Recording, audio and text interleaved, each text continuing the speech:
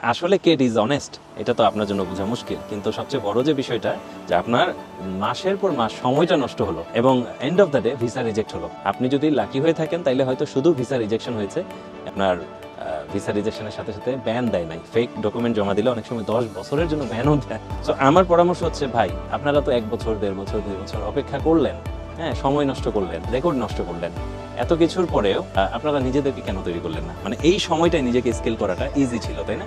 3 মাস অথবা 6 মাস, এখন ডিজিটাল স্কেলের সময়, এই 3 মাস 6 মাস সময় দিয়ে কিন্তু সাইবার সিকিউরিটি স্পেশালিস্ট হওয়া সম্ভব, অথবা ডেটা অ্যানালাইসিস্ট হওয়া সম্ভব। তো আপনি 1.5 বছর সময় নষ্ট করবেন কিন্তু আপনি নিজের স্কিলটাকে ডেভেলপ করবেন না, তাইলে কি এটা হয়? এটা তো আসলে ঠিক না। আপনারা ওই রাস্তাটাকে বাদ দেন, ওই রাস্তাটা বাদ দিয়ে নিজেদেরকে যোগ্য করে তোলেন। সাইবার সিকিউরিটি স্পেশালিস্ট হন, আপনারা ডেটা অ্যানালাইসিস্ট হন, অথবা আমাজনের ওয়েব স্পেশালিস্ট হন, ইউএক্স ডিজাইনার হন। অনেক অনেক এরকম মনে হয় অ্যাটলিস্ট 20-30টা আছে আইটি স্কিলস, যেগুলোতে খুব তাড়াতাড়ি আপনি নিজেকে ডেভেলপ করতে পারবেন এবং স্পন্সরশিপ পাওয়া যায়। জেনুইন চাকরি সহ আপনি স্পন্সরশিপ পাবেন, শুধু ইংল্যান্ডের না, আপনি তখন আমেরিকাতেও যেতে পারবেন, আপনি সুইজারল্যান্ডেও যেতে পারবেন, জার্মানিতেও যেতে পারবেন।